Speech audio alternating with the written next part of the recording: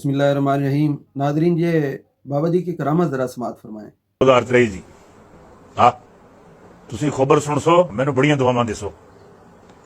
हाँ, इसराइल सफ़े हस्ती से खत्म। 19 सितंबर 2023 को इसराइल सफ़े हस्ती पर नजर नहीं आएगा। खत्म इंशाअल्लाह। अल्लाह अकबर है। अल्लाह अकबर है। अल्लाह अकबर है। इसराइल खत्म, इसराइल खत्म, इसराइल खत्म, सफ़े हस्ती तो खत्म, सफ़े हस्ती तो खत्म।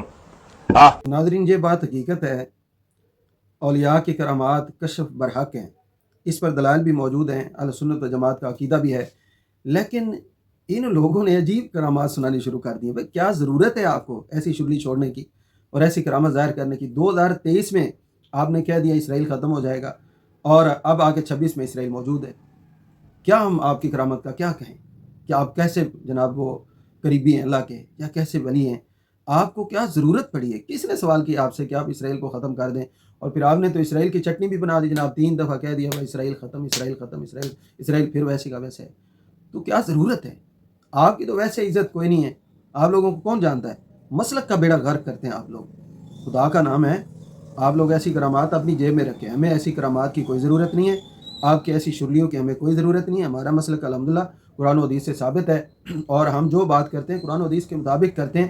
آپ جیسے لوگ آ کے مسلک پہ تنقید کرواتے ہیں اور مسلک کی جو ہے تباہی مچائی ہوئی آپ لوگوں نے۔